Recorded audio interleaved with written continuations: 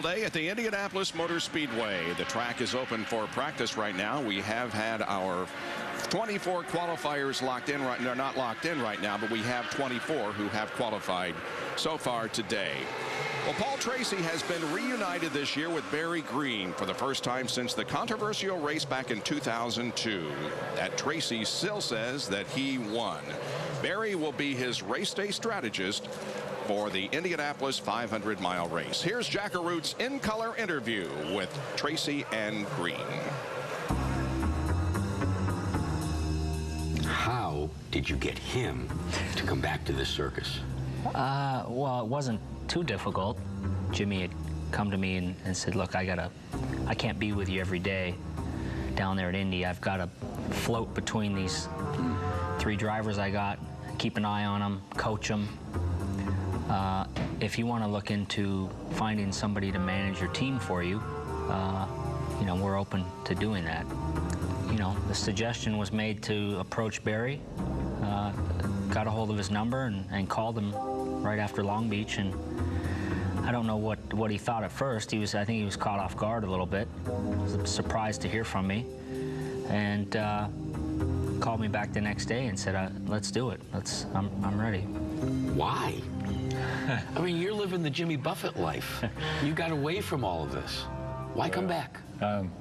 You know, Jack, I mean, it's no secret. I mean, I miss the sport. You know, I'm not sure I miss it enough to get back involved as an owner, because I do know how hard that is, believe me.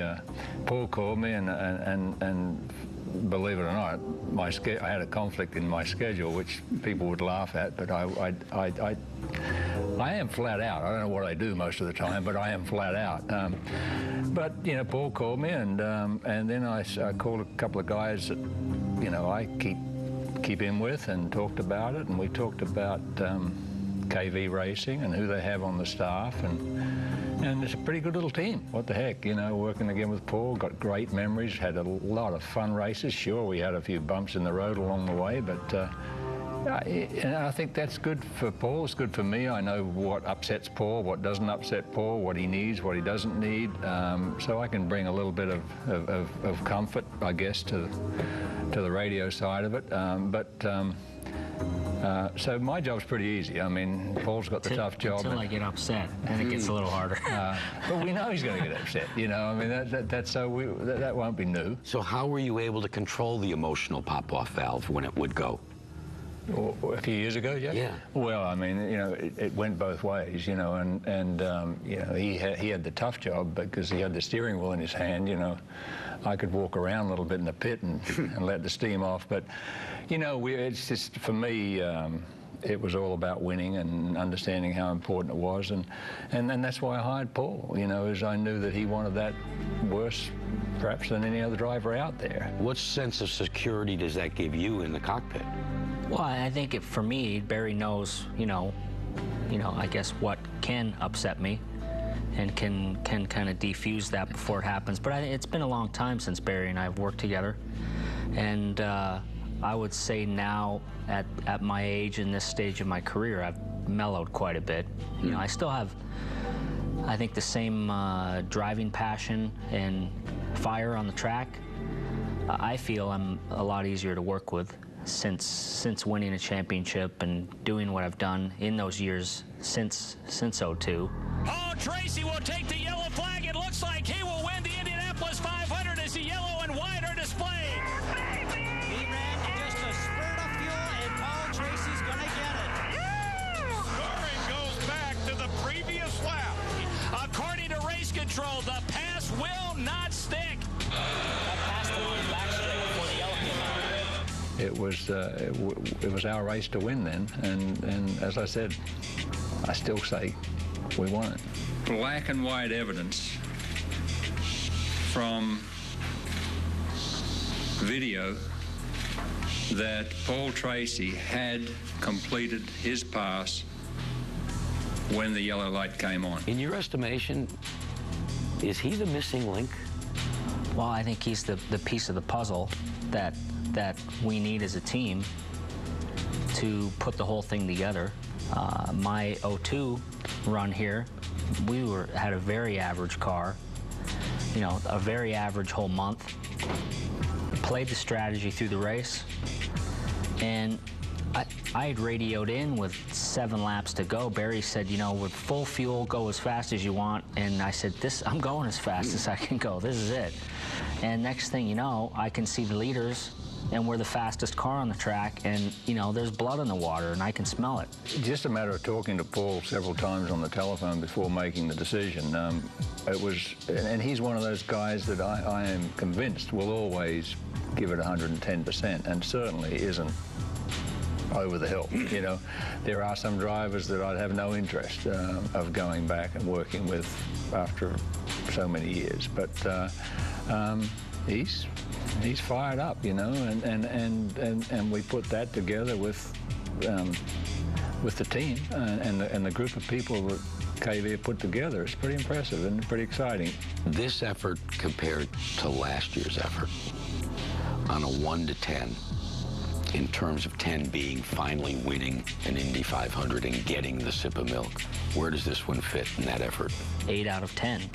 You know, I feel I've had the time to prepare physically and mentally for this race, get my weight down, get the car where we want it to be weight distribution-wise, which we lacked last year. We've got a better crew. You know, we've got to have a good qualifying run, get a good position, and then just race the race. Both of you are so adamant about 2002. Winning in 2010, how would that affect each of you as individuals? Barry, you first. Well, for me, a bit just, you know, I mean, I'm back here because we have a chance to win the Indy 500 again. And that's all I'm here for. You know, if I didn't believe we had a chance, I wouldn't be here. So that'd be fantastic. Well, you know, I think for me, it would put to bed and put to rest an argument that I feel is going to continue to rage on between my fans and non-fans and Helio fans and non-Helio fans. It's still an argument that is contested fiercely. You know, I definitely want to taste that milk.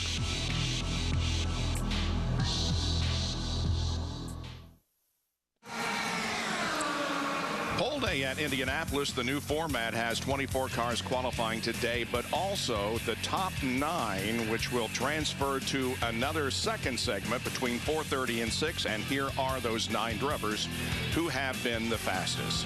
Alex Tagliani, P1 at 226.3. Then we get down to Ed Carpenter, who is in 9th position at 225.166. The track is open for practice right now, and just a few moments ago, Helio Castroneves, who again is currently P2, went on to the Indianapolis Motor Speedway in practice and turned a lap in excess of 227 miles an hour, so it would mean that he may have a shot at P1. And again, the importance of P1 in this segment, about as much as anything, is the fact that you will be able to choose first your pit position on race day.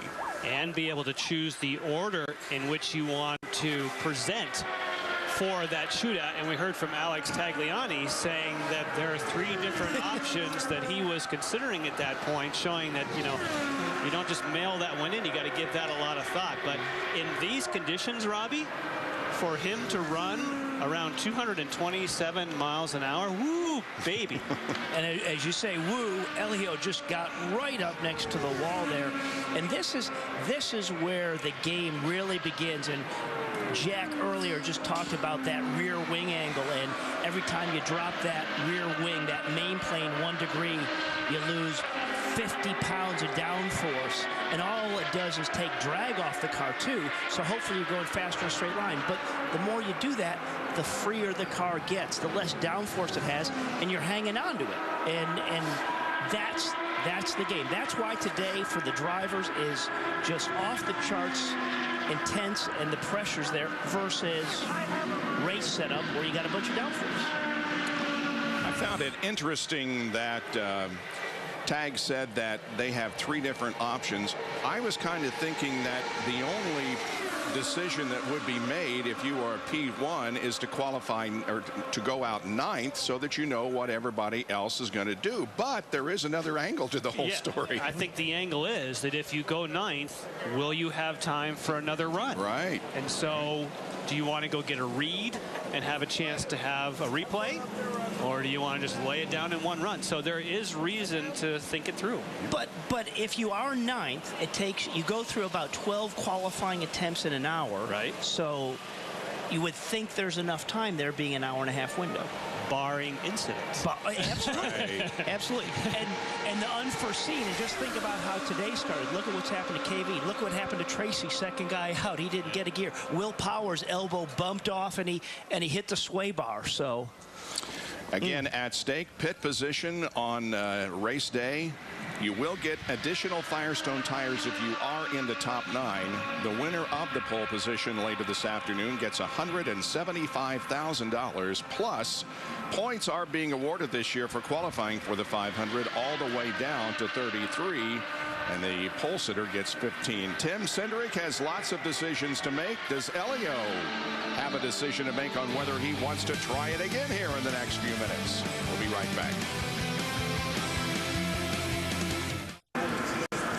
Beautiful day here in Indianapolis. In fact, the best day we've had in quite a while. Temperatures above 80 degrees. The sun is actually shining, which we haven't seen for quite a while. And the track activity has been very, very busy right now. It is open for practice. Dario Franchitti among those getting in some times and speeds here at the Speedway.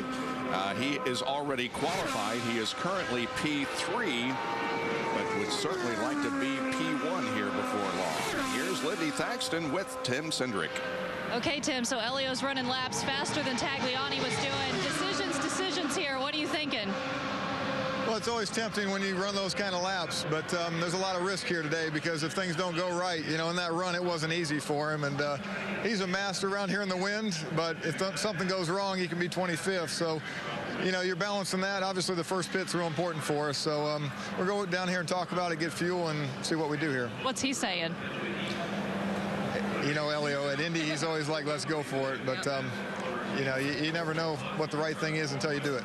We'll wait and see. Thanks, Tim. Thank you. Well, Lindy, we're joined now down here with Brian Barnhart, who has been in charge of all of this. And, Brian, you're, at first blush, this looks like exactly it's unfolding the way everybody within the Eyes Out IndyCar series had hoped it would. Well, it really is, Jack, and we're really excited about seeing how it's going to play out towards the end of the day here at the 4 o'clock gun, because the strategies coming back to make the top 24, as well as those that are going to be going for the shootout, are going to be interesting because of the track conditions changing. A little warmer, winds picking up. Still a lot of speed out there. Elio just ran 227, so it's plenty fast. And yet we listened to Dario Franchitti go hurtling down into turn 1 behind us, and we heard him lift, and we looked up at the windsock, and there's a little wind kicking up. So let's start first with making it into the top 24, around that 330 to 345 mark. Do you think there's a feeding frenzy to try and bust your way into that 24? I don't think it'll wait that long. I think, you know, 315, because there's so many cars going for the, you know, you're looking at 35, 36 cars going for the top 24. I don't think they'll wait that long to do it. So I anticipate it'll start sooner than that. But that's still kind of the heat of the day. So maybe not. We'll see how it goes. And then the ones that have to make the decision are the ones sitting outside the top 9, you know, anywhere from 10th to 15th. You know, Wheldon's been fast. He's down in 15th. They've got to make a decision, because to run again, they got to withdraw their time. Right, which is unlike what will happen when we get to the actual run for the pole with the top 9. You can make your first run, and then, as I understand it, you can go out and try and better it, correct? Absolutely, yeah. When we get to the shootout portion of it at 4:30, you know, you can go out, your time is posted, and your time stands even if you go back out, and you've got one required attempt and as many attempts as you'd like in between then. So as we sit and talk, looks like I'm going to get a customer here that is going to do exactly what we're talking about. Looks like Elio's heading this way. Well, and let's really set up now. He has to withdraw his time, correct? Absolutely. That's what Roger and Tim are down down here for. They'll have to do a withdrawal form, and one of the things that's obviously in play is your pit selection in Indianapolis is based off your qualifying speed. So that's determined in this #1 segment here from 11 to 4. So that's coming into their thought process right now a little bit. Yeah, and I know Roger and Tim are right over there, and they're getting a little impatient, so you better get over there and get that paperwork. All right, thanks. Thanks. Guys? Wow. How about that? And Tim Cindric, I mean, he plays his cards close to the vest. He's talking to Lindy, wanting to walk down to present, saying, well, I'm not exactly sure what we're going to do, but... he was setting us up to speculate on what do you think they're going to do? Are they going to withdraw? Well, no, we're going to go down here, and we want to be at the top of the charts. We want to be the quickest car in that top 24. You know what he said? He said, the wind is tricky, and I think that's why Elio's going now. They don't want a wind change. A wind change, yeah. We know it's going to get cooler, but they don't want the wind to come up and really mess you up. Yeah, and I turned around earlier when they said that to look at the windsock. And the windsock, the winds come up, but of all the days of practice, I haven't seen it blowing in the direction it is. It's either usually been a tailwind going down the back chute or a tailwind coming down the front straightaway. But now that wind's kind of hitting you right in the middle of turn 2. So when you come off of turn 2, it's just going to hit you in the side, or it's going to lift the rear of the car as you come off of 1. That's the direction, which is the normal direction here at the Speedway. That's the prevailing wind, which we're seeing now, and we haven't seen it all week. Yep. Well, Elio apparently is going to withdraw the time and try to become a consecutive pole winner. And you saw on the graphic a little bit ago, the last driver to sit on the pole for 2 consecutive years was Scott Brayton, but that was 14 years ago. Well, he's got to do it again later today. Yeah, right. This really doesn't do anything, but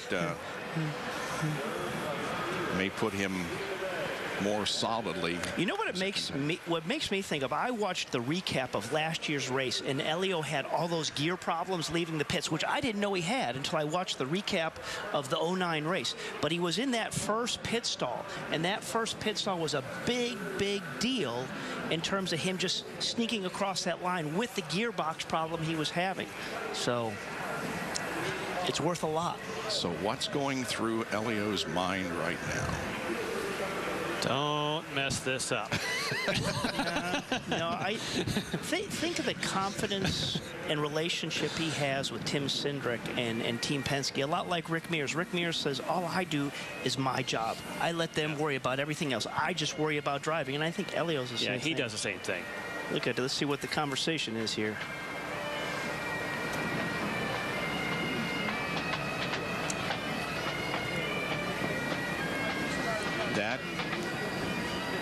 He has to sign a withdrawal form, and apparently that's what he's doing. So there goes that 226.3 that Elio posted. Yeah, but you know what, fellas? This isn't as gutsy a call as it has been in previous years, because, I mean, let's face it, based upon what we've seen, unless there is a mechanical failure, Elio Castroneves, the likelihood, it's highly likely, he'll still remain between P1 and P9, right? Absolutely. You're great point. He's already received his instructions on what he must do when he goes onto the track, so it was a simple handshake from Brian Barnhart. And Elio waits for the car to be fired and for him to take another shot at it. But Jack brings up a point. Bar mechanical difficulty or some sort of incident on the racetrack, yes, that would be not overly gutsy. But Tim Cindric pointed out that if anything goes wrong, you have the chance of starting 25th. You're giving up a second for 25th. So there's a fair bit of stomach rumbling there, hey, Robbie? Yeah, no, it is. You know, and we look down as we talk about that Hunter Ray, who is in that 24th spot right now, doesn't have anything to worry about. He's going to withdraw.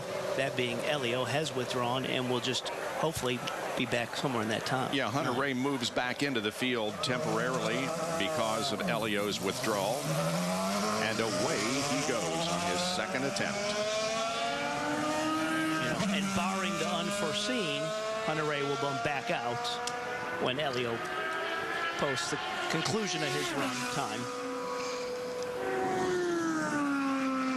He has an incredible record of both starts and finishes here in Indianapolis. His first 2 years, he started 11th and 13th respectively, but then beginning in 2003, his starts have been 1st, 8th, 5th, 2nd, 1st, 4th, and 1st. And has only finished outside the top 10 in an Indy 500 only once. That was in 2006, where he was involved in an accident and finished 25th.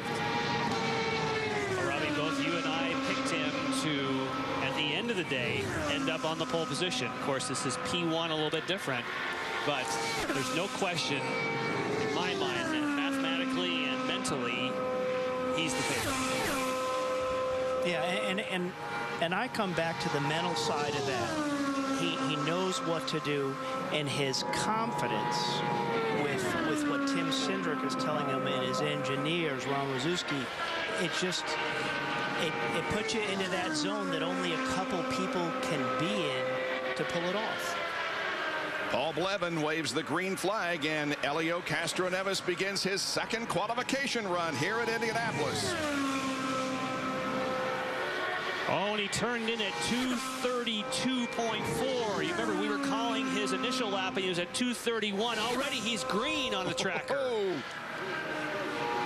So how has that car gotten faster in the straight line? The weather?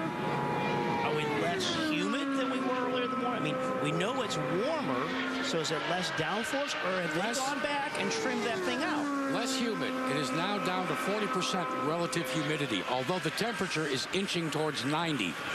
The first lap for Helio, let's look at it, is 227.319. That's good enough to move into P1. And look at the car on the racetrack. You know, we've talked about guys sliding around and using up the track. The car just looks very plain. I mean, we don't see any funny little movements of just kind of him chasing it up the track or anything. It is absolutely true that the humidity is down, but he is battling a high track temperature, over 114 degrees, even with some of that cloud cover. This is a fantastic drive, and obviously a car is doing the job as well. The captain, Roger Penske, looks on as Helio completes lap number 2. It's 226.956. Now do you think Tagliani will go back out if Helio is successful? I doubt it. No. I do too. It's too small of a team to take that kind of risk. Yeah. But remember, Helio hasn't finished yet. Right. Still got 2 more laps to go, and in his own words, these 2 laps are the toughest. And what makes what Helio's doing, just being on that knife's edge with that example that Jack showed us, if you look at that leading edge of his rear wing, you can just see that that rear wing is way up in the air. So it's not creating downforce like it normally would if the front leading edge was down further. Third lap for Helio, 226.579. He's slipping down, but still in P1. Remember, he was only 25 ten-thousandths of a second behind Tagliani. I can already hear him saying, "I love you guys. I love you guys." He's saying it already. It's just this is so in the zone. Yep. You have to have a dominant car and dominant mental control to go out and do this kind of thing. This is showing some muscle. Checkered flag for Helio. Fourth lap, 226.245. He does it. He's P1 with an average of 226.774. Looking at Rick Reineman, he used to be the crew chief on Helio's car for a number of years. Now he's back in the shop. He had a nice little smile there. Said, "Yep, there we go." Rick Reineman is a veteran at what he does. He was the best. Yeah. Best at going over the walls, changing that right front tire. The guy he set the standard in my book, just of paying attention to how important pit stops are in this game. So Helio's average is 226.774. Now Tagliani is P2 with a 226.392. Franchitti P3, 226.156. And Helio Castroneves, with the car not under power, comes into pit lane. It's a little under power, I guess. Into pit lane, and he has successfully done what he had hoped to do. Somebody asked Roger Penske the other day when I was with you, Bob. They said, "Well, what do you do to come back here to be fired up for your 16th win?"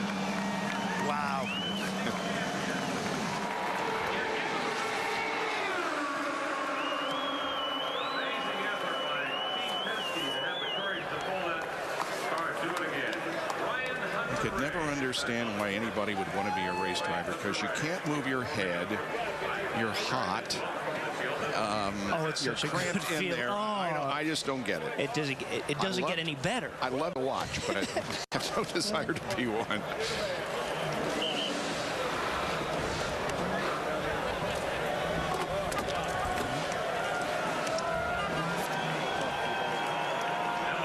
Listen to the crowd. Meanwhile, Ryan Hunter-Reay is trying to get back into the race. He was just bumped out by Elio. The speed he is looking for is a 4-lap average better than 223.781. This is Ryan Hunter-Reay's second attempt. So I was starting to say right there before Elio captain Roger, somebody asked him, well, how do you stay motivated for your 16th win? He says, I come back here like it's our first time, we as a team. He said, but we're doing that with about 600 years of experience, with the depth of his team and engineers. That's a cumulative of how much they have. So that's what you're up against. Let's see if Ryan Hunter-Reay is able to get the job done here. Okay.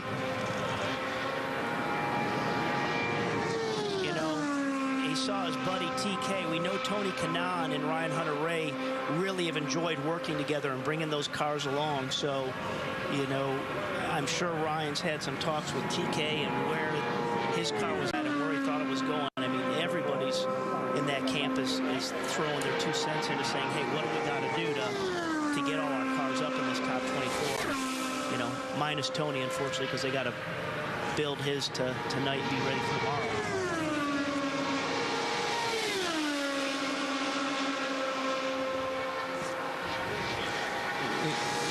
So for Ryan Hunter-Reay, he starts off at a 225.0. Now he's slipped a little to a 224.6, but giving him an average at the moment of 224.8, okay, which is well enough to bump solidly back in, but he's got to keep these two together.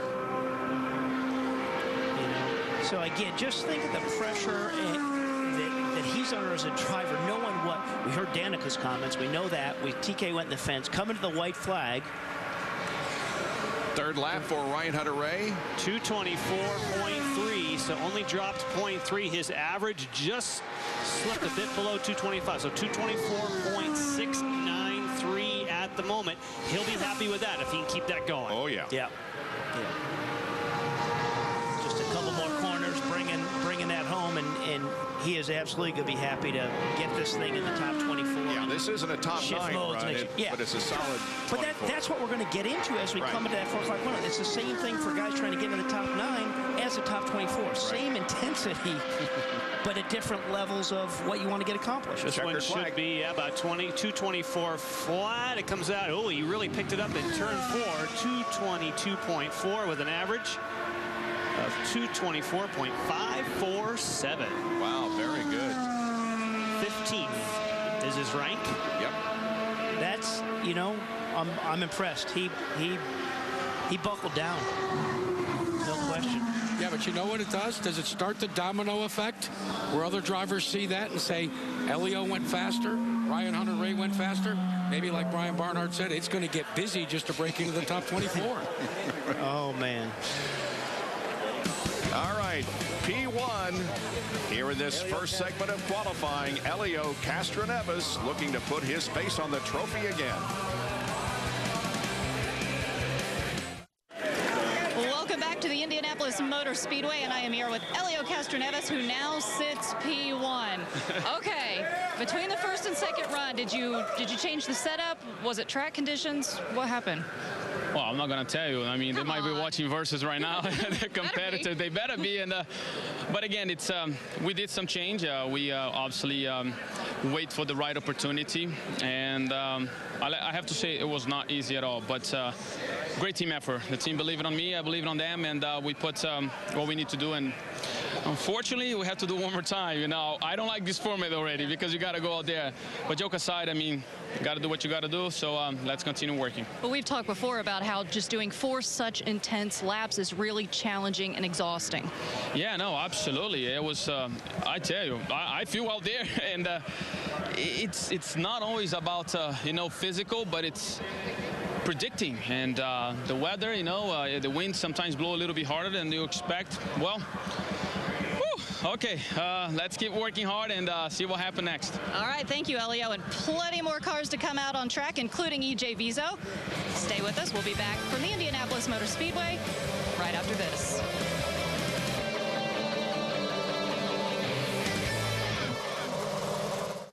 Just as you rejoin us, the green flag comes out for EJ Viso. This is his second attempt. He took the green flag a little bit ago, but then coasted into the pit area.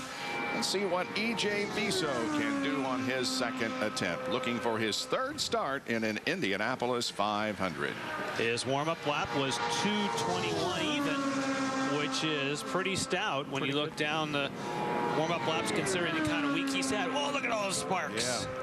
By the way, the driver on the bubble is Paul Tracy, 223.856. Now, Alex Tagliani said something very interesting, that when you trim out, you have to run the car low to make up for the trimming out, and that he said when he was bottoming at the beginning of his run, that's exactly what they had planned for. His first lap for EJ Viso, 224.4. Wow. Very nice. And where he has to get mentally, when the driver goes to submit the car for qualifying, Barnhart puts his hand in and shakes, and you go out once, and he takes that green flag, and then he had a gear problem is why he waved off, and then you have to go back through it again. On top of knowing what's happened to his teammate Sato, what's happened to Moraes, you really have to just, you got blinders on and just focus on your job.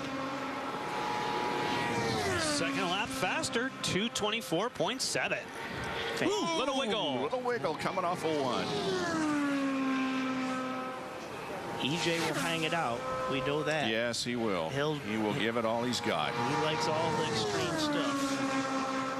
Doesn't get more extreme than 4 laps at Indianapolis. Uh-oh, that's a little high, a little sparky. Look out. Coming down for the white flag. 1 more to go. 2.5 miles. He's working at 224.5. Let's see what the official register is. He moves up a spot, 224.6. That's 14th if he keeps this going. Good deal.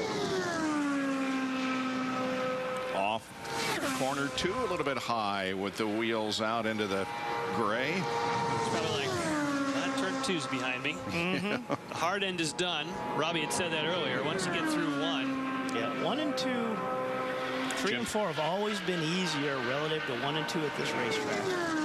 Don't know why.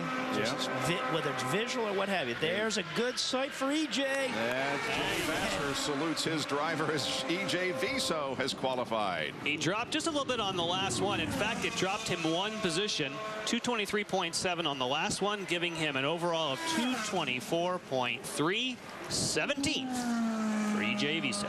Very nice. He's happy. But he wiggled in turn number 1. Here it is. Look at him just getting a little high coming off there. Pinches it. Oh. and that's where he crashed earlier. And Jimmy Vasser was watching and says, yeah. Aren't you having fun, Jimmy? Yeah. All right, so Paul Tracy's bumped out of the 24, and AJ Foyt, the 4th, is on the bubble. Back in a moment.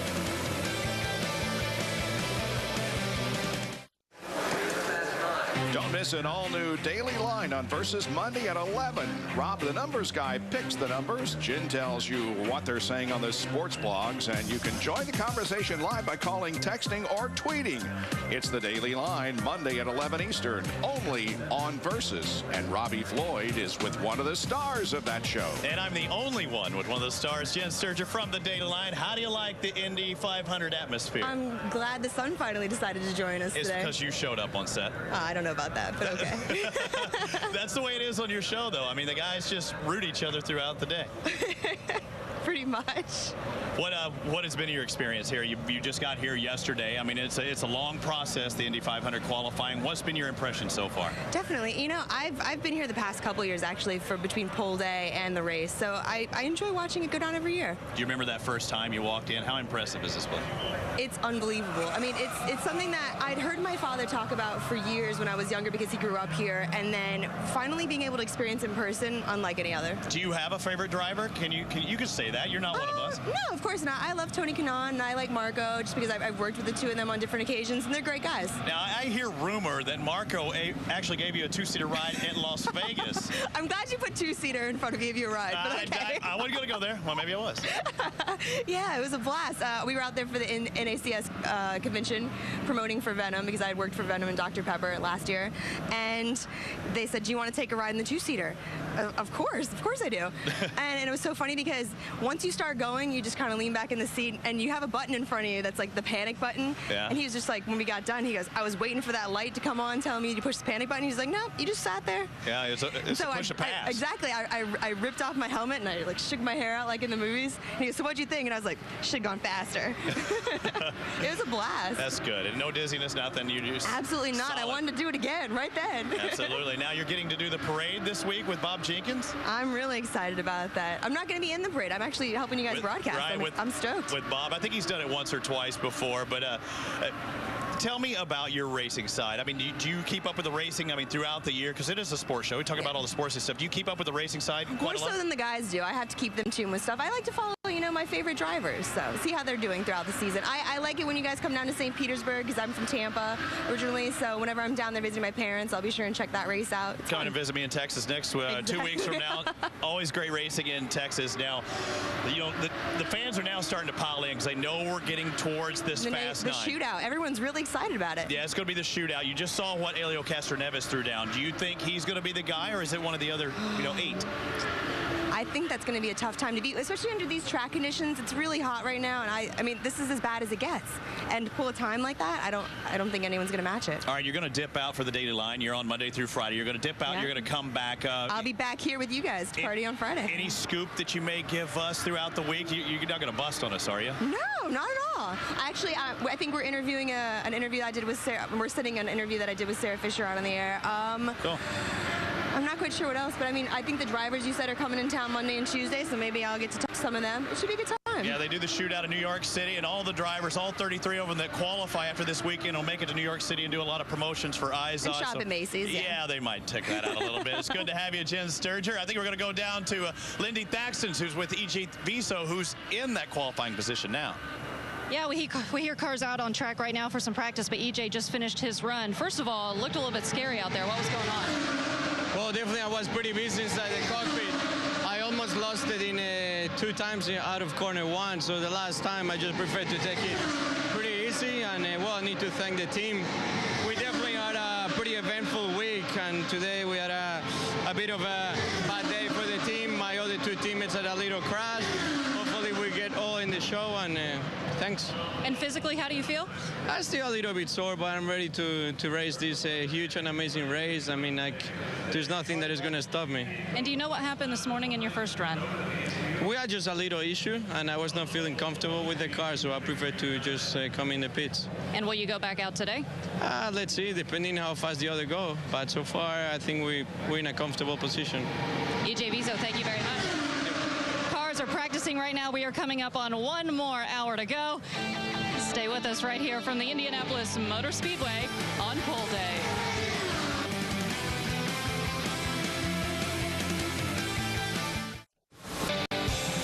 With just 1 hour to go, the day started today certainly exactly how Alex Tagliani wanted to. He had a great qualifying draw.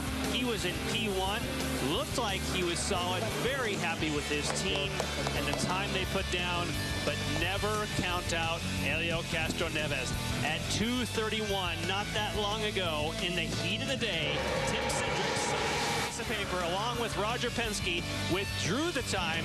He goes back out. It was a risky move and puts himself P1. Again, that's position 1, not the pole yet. But if it sticks, he'll have the first pick when it comes to the pits. Now, some people did not fare as well. Mario Moraes, the car steps out in turn number 2. He tried everything here. He gassed it, tried to keep it off the wall, and reduced the damage, but certainly knocked him out of competition. Another driver who we've talked so much about the bad luck at Indy, in the race, or in qualifying, Tony Kanaan. It just floated. It floated in turn 1. He got for the gas, tried everything to keep it off the wall. Looked like he might save it, but it's not going to work in the short chute. He's going straight, but there's another corner coming. Pow! Big hit for Tony Kanaan, thinking, you've got to be kidding me. Now, his teammate, Danica Patrick, didn't hit the wall, but you might have thought she did by her comments when she got out of the car. Yes, it was a solid 224, but she got out of the car saying, this is just not working for me. It's been a tough, tough day. This is the worst car I've ever had. I couldn't even be flat. The GoDaddy car does not deserve to be this far down. There are 2 segments to qualifying here today. Segment number 1 will continue for less than an hour, during which we will establish 24 qualifiers. And then from 4:30 to 6, it's the shootout involving the top 9 in this segment. Right now, the track is open for practice. No qualifier in line, and there are the top 9, from Elio's 226.6 to Ed Carpenter's 225.1. The others who are in the field at this moment include, in 10th position, Justin Wilson with a good run. Alex Tagliani also had a good run, as did Rafael Matos and Davey Hamilton. Elio is on pit lane, but right now he's happy with where he's at. P1 here at Indianapolis.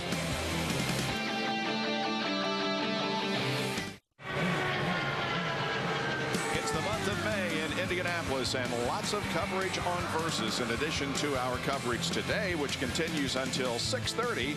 Bump day tomorrow will fill the 33-car field and bump out the slowest. Our coverage begins at noon. On Friday, it's Carb Day. We'll have the final couple of hours of practice for the IndyCar series, and then we'll have the Firestone Indy Lights race. The pit stop competition follows that. It all begins at 11 o'clock, and then following the race on Sunday, we will have a 1-hour post-race show here on Versus. Here's a guy that we haven't seen today in terms of qualifying, John Andretti, another member of the Andretti Autosport stable. And not a better looking car out there than that pretty 43. Petty blue and red, yep. This morning, John did about a 223 in cooler conditions. Maybe was getting a draft, so obviously, reason we haven't seen him, they did not make an attempt when it went through the queue the first time by, because he was waiting just for this, probably to get back out, do a little bit more practice, find a little bit more time before he throws something down to try and be in the top 24.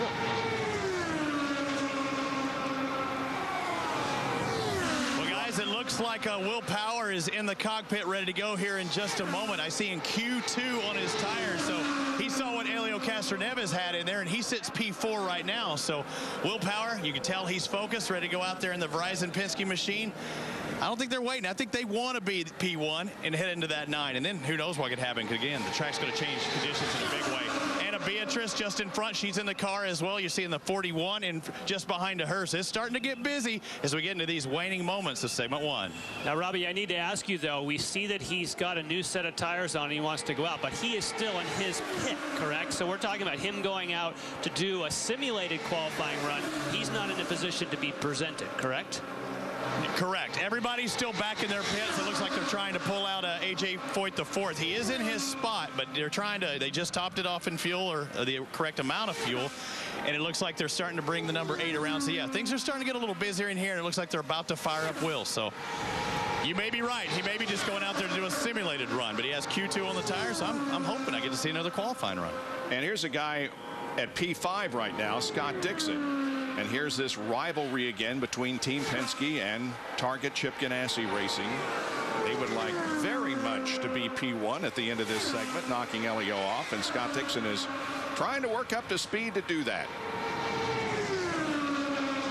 Not really sure we've seen that either from Dario or Dixon to have the kind of speed that we saw from Castroneves. You know, I think they could maybe tighten the gap a little bit more, but to gain for Dixon, it'd be a full mile-an-hour average to get from where he is in P5 right now to P1.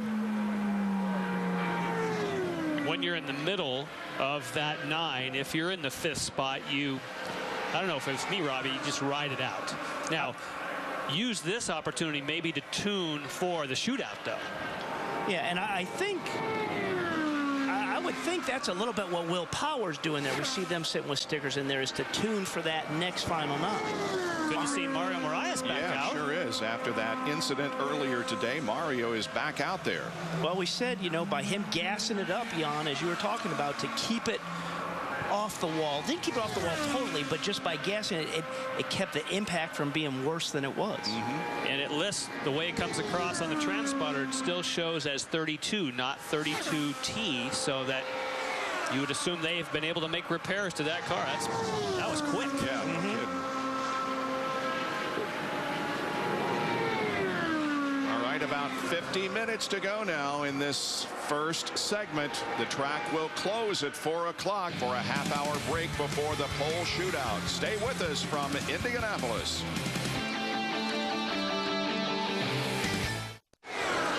Welcome back to Indianapolis. You can become a member of IndyCar Nation. Log on to IndyCar.com for free live timing and scoring, race control, exclusive membership, benefits, and much more. That's at IndyCar.com to become a member of IndyCar Nation.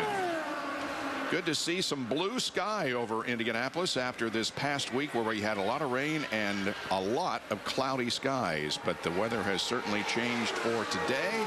We're at 87 degrees with a relative humidity not too bad at 42%. The winds at 11 miles an hour. The track temperature at 114 at this hour. And according to the weather forecast, we could have even warmer weather tomorrow on bump day. Track open for practice. Several cars are on the racetrack right now as we get down to a little more than 45 minutes to go before the end of segment number 1. And you talk about track temperature, that's 25 degrees warmer than we've seen all week. Yep. And that just plays a big function in terms of how it changes how these cars handle. And Robbie, you had said after the Danica interview that you thought that they should put some race downforce on, get her back out there and get her comfortable again. And one would assume they're taking your advice. Well, I'm looking at a rear wing. Doesn't the front of that wing, I mean, sometimes it's such an illusion from where we are here. Maybe one time when it goes down pit road, Jack can look. But to me, it looks like they're still in the mode of searching out speed. Guys, let me tell you a little bit when we're looking at searching for more speed, and this is what drivers have to do when they qualify. This is one of Paul Tracy's Speedway wings for the Indianapolis Motor Speedway. It basically uses the same, what we call main plane that they use everywhere, but there aren't the additional winglets that you see on road courses or on some of the other tracks. But unlike any other place we go to, in order to get rid of the drag, you have to reduce a lot of downforce. The best way to do that is to take wing angle out. Now I want to go to our Eyes on Performance pit touchscreen and show you what I'm talking about. This is at 0 degrees of drag. Now watch the way the wind is going up over here and underneath here. Now let's go to -3 degrees of drag. Take a look at what happens. You see the way the wing is starting to point upwards. Point downwards. Now, this is where you really begin to get the driver's attention. You go to -5, -6. I'm going to show you -7 degrees of wing angle. Look at what's happened to this wing. This basically, if you could see the end plate, I'm exaggerating a little bit, but not by much. what you have in essence done is you've taken the wing and the downforce that it creates totally out of the equation. Now, you're dealing in downforce on average with these cars about 1,950 pounds. For every degree of wing that you take out, go to the minus side, that's 50 pounds. So when you get down to minus 5 degrees of wing, hey, just do the math. You're talking about 250 pounds. That's a sizable reduction in downforce and the ensuing drag. And it really does get the attention of the drivers. Will Power is on the racetrack, thanks, Jack, and has just turned a lap at over 227 miles an hour. We are not yet finished with this segment, ladies and gentlemen. well, that's the one thing right now is he doing this to set himself up for when we get to the shootout, or is he doing this right now to set himself up to get to that P1 so he gets to make all the decisions where he's going to be on pit road and then the top 9 order for the shootout? John Andretti is also on pit lane. He has not qualified for this year's 500. He could have a run coming up here before long. Stay with us from Indianapolis.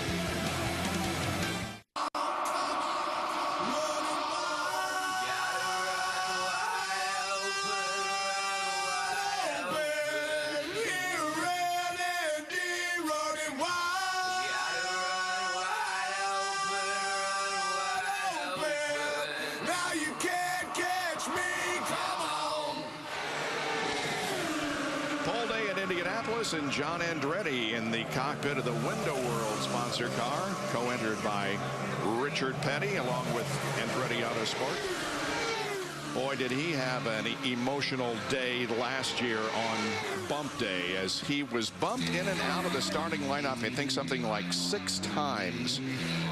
Just one of those gut-wrenching days for Andretti, but when it came time to get it in the show, just as almost the gun was going off to close qualifications, John Andretti put it in the show, and he was, of course, driving for the Dreyer and Reinbold team last year. What a moment for John Andretti and the team. And like we say, is this place, we love to hate it and we love to love it. But when you have those challenges and it turns out okay, this level of satisfaction and sense of accomplishment, nothing outweighs it. Now, you may have noticed in the background when they pushed up John Andretti's car to present it for qualifying, if he gets in, he will bump A.J. Foyt the 4th.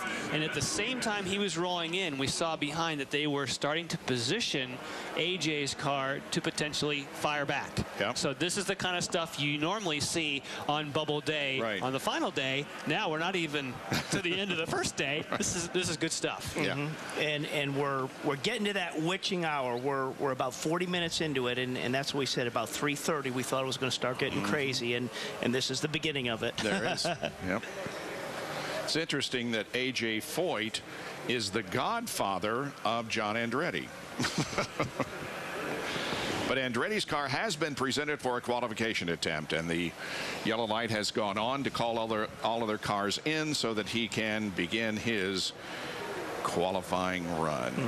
And John just went out earlier, so he did a 2:24.1 before they came back and said, okay, looks like you're up to speed. They brought him in, put those tires on. So if he can maintain a 2:24.1, he's going to be okay. We have been wondering whether or not there would be drivers who are right on the edge, like 10th, 11th, and 12th, if they might want to take a shot at a top 9. And one of those in that category is Davey Hamilton. He's with Jack. We'll get the answer. Yeah, down here in the Izod Performance Pit, and we're looking at the lineup, and well, Davey, there you are, and you're in your street clothes, so obviously you're not going to take a shot to break into that Fast 9. You know, I'd love to, and obviously I'm right behind him, you know, and it's very close, but I'll be honest with you, I think I can get a 25-1 possibly, but it really doesn't put us in that top 9, you know, and it's just so close, and if it does, it would be 9th, and it's just not worth the gamble, I don't think, at this point. We've had a great race car. It's my only race car, so I just want to take a gamble right now, and we're in a good spot. All right, what about your teammate, Rafa Matos? Yeah, he's the same. We're gonna just we're already working on race cars. we're putting race setups on them, and we were hoping maybe even to get out today and do some race sims, during these shutdown areas. But it'd be tomorrow, and we're looking forward to the race. Even if we move back a few spots, Jack, it's no big deal. It's a 500-mile race. You've been around here a long time, and we're starting to see some maneuvering and shuffling from within P1 and P9. Yeah. What can you forecast what you think is going to happen? Taking a look at the weather forecast, temperature's going to drop about 10 degrees, but the wind is going to kick up to about 7 as much as 10 miles an hour. Yeah, what I see is Penske's the ones out working right now, right? I mean, I haven't seen Tag out there, although Tag only runs about 15 laps a day and blows a big speed up there, and he's doing a fantastic job with that team. But Penske, them guys are out proving it. Will just did a run at a high 26. We just seen Elio do his run, pull his time out, right? Second quick to get on the pole to get it taken away. So those guys are going to be tough. But Tags, he's probably the dark horse that's strong all week. Well, stay right here because we're going to watch the run of John Andretti. He's yet to qualify, and he's we got to get him in there, right? As long as he doesn't beat me, he got to get in. Guys. John Andretti's engine is fired, and he'll be pulling away in just a moment to get that number 43 in the show. And the key word from Davey, he says, we only got one car. When I heard only one car, you knew what the answer was. The person who would be doing the dance, if he heard that interview, would be Ed Carpenter, because he's the man sitting in 9th spot. You heard Justin Wilson say, nope, don't think so. Rafael Matos, Davey Hamilton, the next 3 people in line. Who did you just point out to me? I just pointed out the window. Who did you just point out hey, to Robbie, me? look at Townsend Bell is rolling his car up. We have to look farther down to think there still are some players that could move their way into the top 9. So Townsend Bell was rolling past us in the direction to submit your car. They had stickers on it. They had the rear of the car jacked up. That's usually the makeup that means you're heading there, or at least going to let somebody think that. 22 years ago, that was 1988, Rick Mears won his 3rd Indianapolis 500. There was one driver in the field that day who is attempting to qualify today. Who would that be? John Andretti. Man. Well, there had been a reason you were going with the story. I mean, I was like, if it wasn't John Andretti, you set us up bad. I know I've hit my head a couple times around this place and been knocked out, but occasionally I luck out and just put it together like that. It's a stretch. He has driven for 8 different teams in 10 years, including for Porsche Motorsports in 1990. Talking about John Andretti.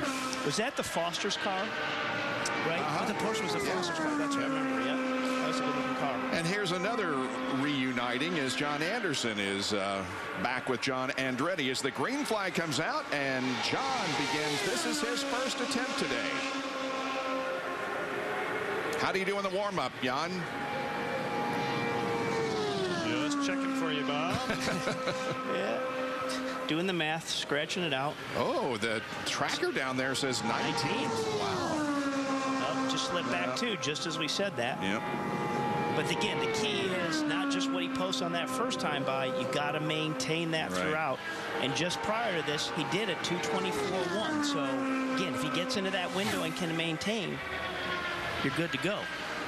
Lap number 1 complete. Should be just about what you said, Robbie. Just around a 2:24.1. Yep, 2:23.656. So that isn't going to do it. It needs a 2:23.9.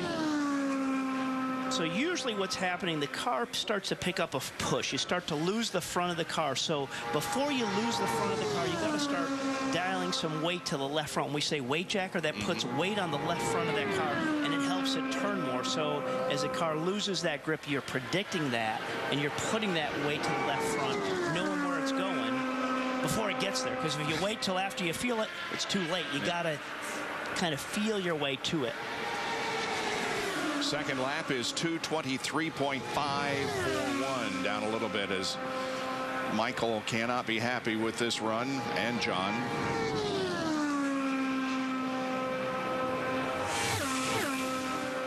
John has been in 10 Indianapolis 500s. His best start was 7th and best finish 5th, both in 1991.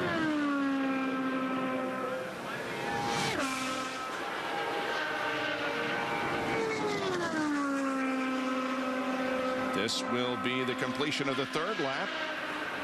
The tracker, however, says he isn't in the top 24. The third lap is 2:23.7, so it was his best lap, 2:23.704. So just as you're talking about kind of predicting and feeling where that car is going to go, get ahead of it. But now he's... Sounded like he was out of it, I think he's backed off. Yeah, he is. There's his... Yeah. Yep. Wow.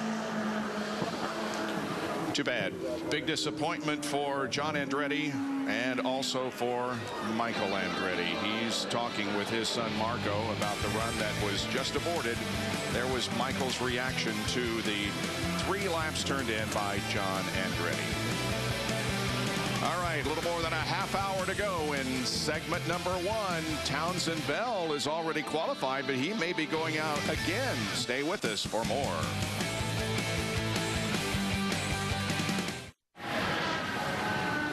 Back at the Indianapolis Motor Speedway on pole day with just about a half hour remaining in segment number 1. Track will be closed from 4 to 4:30.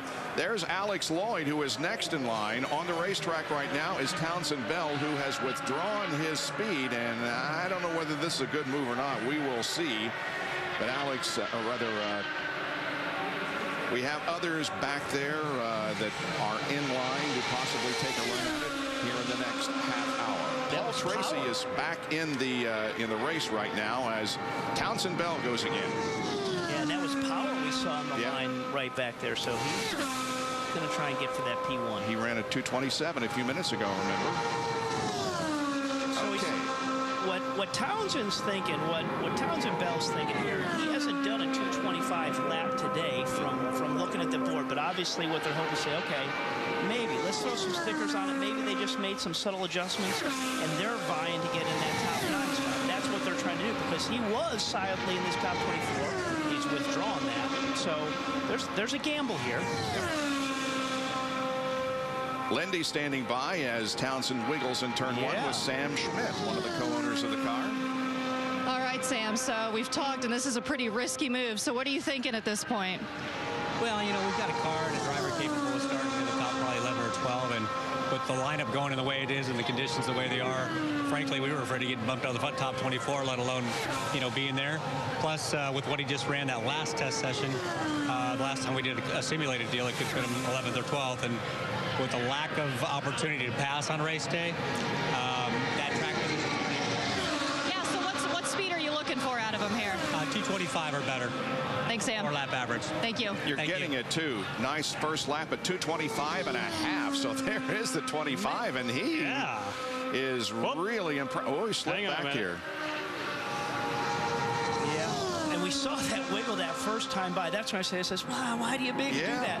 And Sam even said, he said, you know, I thought I heard him say we'd be happy with top 24, just getting into there to focus on the race, but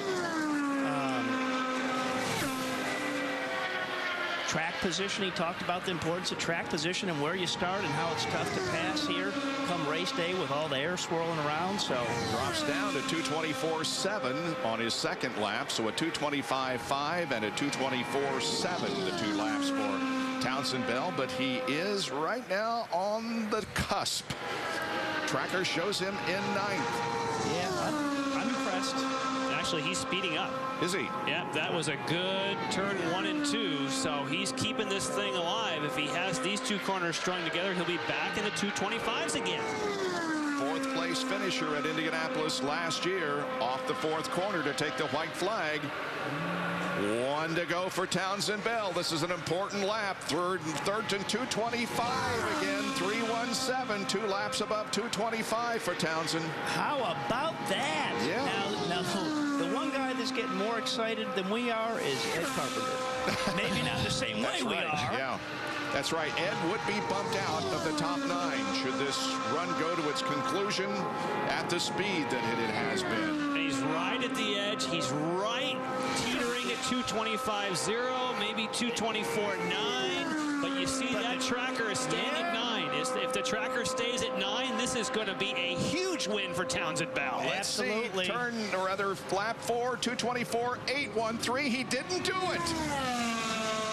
2:25.097. He is P10. Well, the last corner. Well, how about that? He moved up but didn't get the job accomplished that he wanted to, and that is moving up into the top 9. That Carpenter is doing the dance. A for effort. Back in a moment.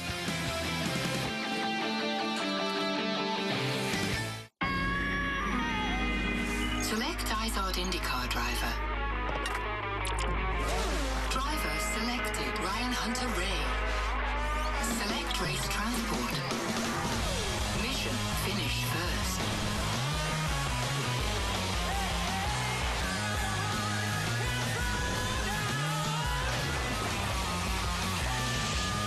Fastest drivers in the world. See who wins at racetotheparty.com.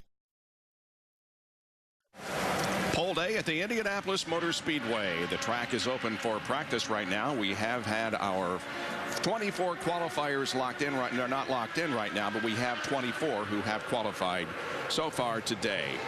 Well, Paul Tracy has been reunited this year with Barry Green for the first time since the controversial race back in 2002. That Tracy still says that he won. Barry will be his race day strategist for the Indianapolis 500-mile race. Here's Jack Arute's in-color interview with Tracy and Green.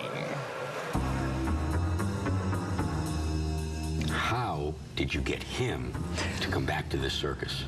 Well, it wasn't too difficult. Jimmy had come to me and said, look, I can't be with you every day down there at Indy. I've got to float between these 3 drivers I got, keep an eye on them, coach them. If you want to look into finding somebody to manage your team for you, you know, we're open to doing that. You know, the suggestion was made to approach Barry, got a hold of his number and called him right after Long Beach, and I don't know what he thought at first. I think he was caught off guard a little bit. Was surprised to hear from me, and called me back the next day and said, let's do it. I'm ready. Why? I mean, you're living the Jimmy Buffett life. You got away from all of this. Why come back? You know, Jack, I mean, it's no secret. I mean, I miss the sport, you know. What sense of security does that give you in the cockpit? Well, I think for me, Barry knows, you know, I guess what can upset me and can kind of defuse that before it happens. But it's been a long time since Barry and I have worked together. And I would say now, at my age and this stage of my career, I've mellowed quite a bit. You know, I still have, I think, the same driving passion and fire on the track. I feel I'm a lot easier to work with since winning a championship and doing what I've done in those years since '02. Paul Tracy will take the yellow flag. It looks like he will win the Indianapolis 500 as the yellow and white are displayed. He ran just a spurt of fuel, and Paul Tracy's going to get it. Scoring goes back to the previous lap. According to race control, the pass will not stick.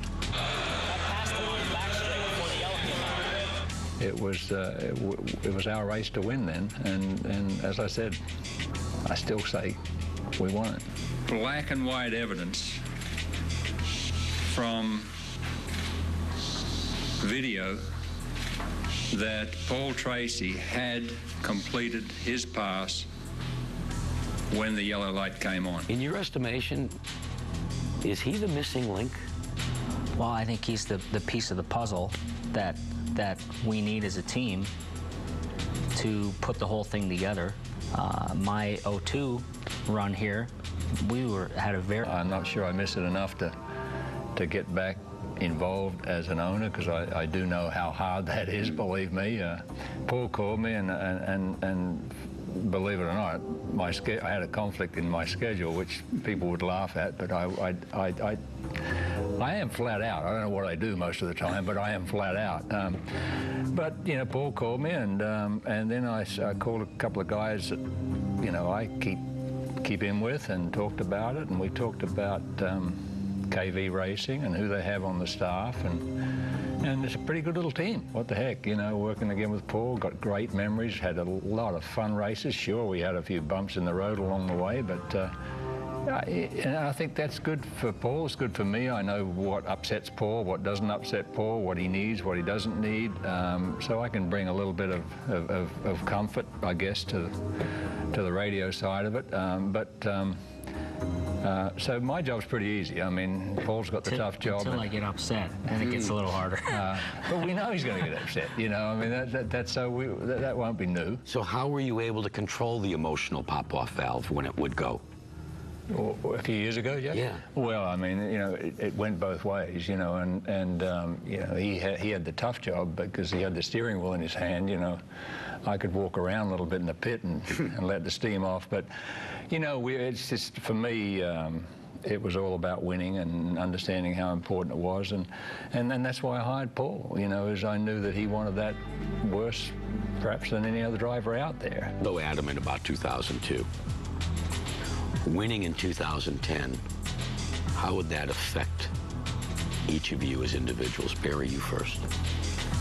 Well, for me, it just, you know, I mean, I'm back here because we have a chance to win the Indy 500 again.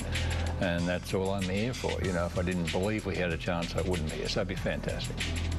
Well, you know, I think for me, it would put to bed and put to rest an argument that I feel is going to continue to rage on between my fans and non-fans and Helio fans and non-Helio fans. It's still an argument that is contested fiercely. You know, I definitely want to taste that milk.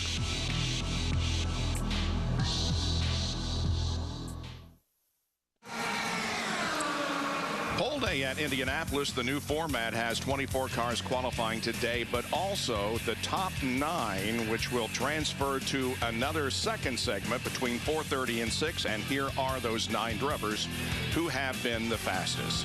Alex Tagliani, P1 at 226.3. Then we get down to Ed Carpenter, who is in 9th position at 225.166.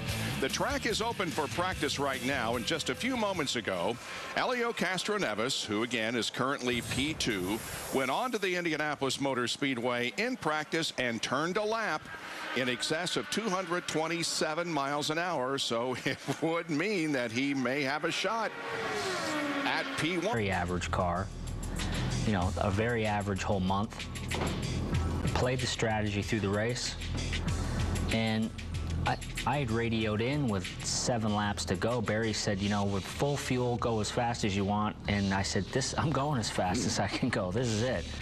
And next thing you know, I can see the leaders, and we're the fastest car on the track, and, you know, there's blood in the water, and I can smell it. Just a matter of talking to Paul several times on the telephone before making the decision. It was, and he's one of those guys that I am convinced will always give it 110%, and certainly isn't over the hill. You know, there are some drivers that I'd have no interest of going back and working with after so many years, but he's fired up, you know, and we put that together with the team and the group of people that KV put together. It's pretty impressive and pretty exciting. This effort compared to last year's effort, on a 1 to 10, in terms of 10 being finally winning an Indy 500 and getting the sip of milk, where does this one fit in that effort? 8 out of 10.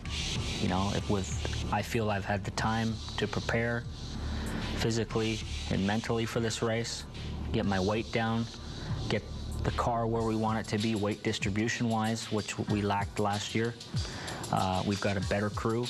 You know, we've got to have a good qualifying run, get a good position, and then just race the race. Both of you are